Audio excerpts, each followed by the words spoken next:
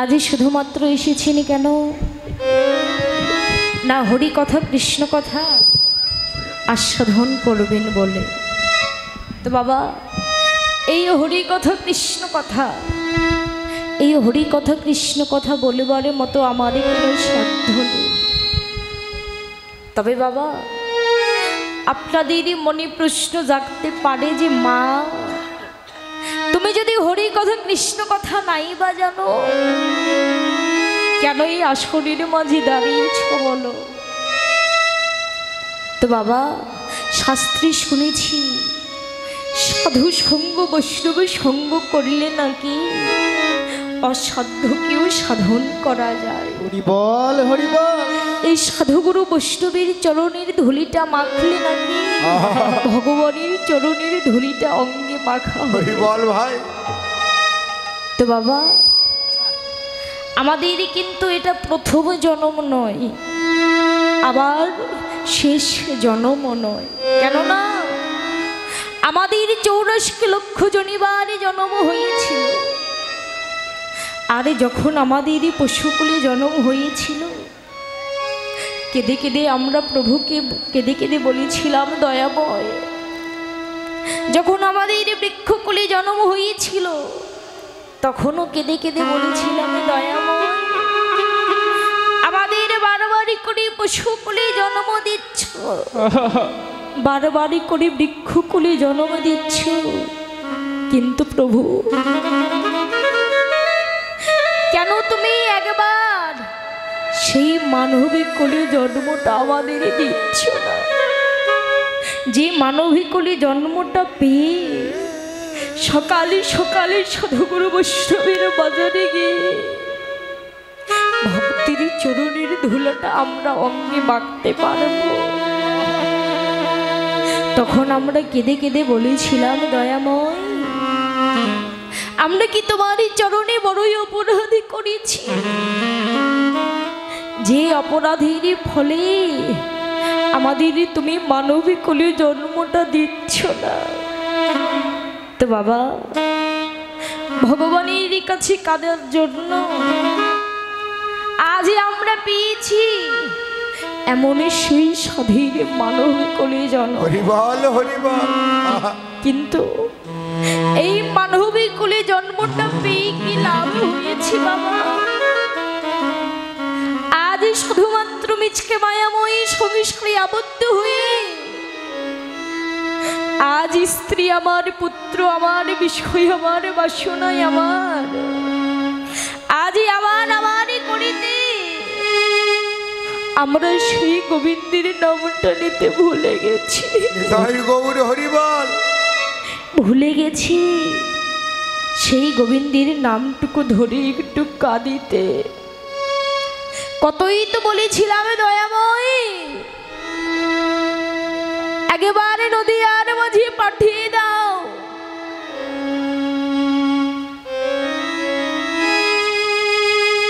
ওই নদীয়ার মাঝে গিয়ে সাধুগুরু বৈষ্ণবের চরণের ধুলিটা অঙ্গে মাগব। কিন্তু বাবা আজই আমরা মানবিক কোলে জন্মটা পেয়েও সাধন ভজন করবার জন্য দেহটা পেয়েও আজ যেন সাধু সঙ্গ বৈষ্ণব সঙ্গ করেছিল। কেননা ওই মিচকে মায়াময় সংসারে আবদ্ধ হয়ে আমরা সেই প্রভুর নামটা নিতেই তো ভুলে গেছি। তাই তো কেঁদে কেঁদে বলি হে দয়াময় এ দেহ থেকে প্রাণ পাখিটা চলে যাবারই আগে এ বদন হইতে যদি তোমার নামটা আমরা ভুলে যাই, একেবারে সেদিনই কৃপা করে করুণা করে তুমি কি করবে জানো? যদিও তোমার নামটা নিতে আমরা ভুলে যাই, একেবারে কৃপা করে করুণা করে তোমার মধুর কৃষ্ণ নামটাই আমারই করণে করে দিও। জয় জয় গৌর সীতাপতি প্রেমানন্দে গৌর হরি হরি বল। তো বাবা আমরা যে লীলাটি পরিবেশন করব এই লীলাটির নাম হলো ফেরা গোষ্ঠ। অর্থাৎ আমাদের আশার পালা শেষ হয়ে গেছে, এবার আমাদের যাবারই পালা। আজ কানাই যেমন করে ওই ধেনু পালকে সঙ্গী করে নিয়ে যেমনি করে গোষ্ঠী গিয়েছিল বাবা, গোষ্ঠী হইতে যেমন করে মায়ের কোলে ফিরে এসেছিল, তেমনি করে আমাদের যেদিন উত্তর গোষ্ঠীর সময় হয়ে যাবে, এই দেহ থেকে প্রাণ পাখিটা যেদিনই চলে যাবে, সেদিনই কিন্তু আমাদেরও ওই উত্তর দিকে হয়ে সেই গোবিন্দের কাছে যেতে হবে। তো বাবা, এই লীলার মাধ্যমে আমার অনেক অনেক রসভাস হবে। নিজের সন্তানে মনে করে, ছোট ভগ্নি মনে করে আমারই সকল দোষ অপরাধে মার্জনা করবে। কেননা বাবা, এই জাগতিক জগতে যদি কোনো সন্তান যদি বাবা মায়ের কাছে অপরাধী করে বলে, মা বাবা তোমাদের চরণে বড়ই অপরাধী করেছি, একেবারে নিজ গুণে কৃপা করে তোমরা আমায় ক্ষমা করে দাও, দেখবেন বাবা সেই পিতামাতা কিন্তু সন্তানটিকে ক্ষমা না করে দিয়ে থাকতে পারে না। তাই আজকে আপনারা আমাকে নিজ সন্তান ভাবুন বা না ভাবুন, আমি আপনাদের বাবা মা হিসেবে মেনে নিয়েছি। আমি আবারও জানাই, আপনাদের চরণে শত সহস্র কোটি প্রণাম। জয় জয় গৌর শ্রীরাধা প্রেমানন্দে, নিতাই গৌর হরি হরি বল।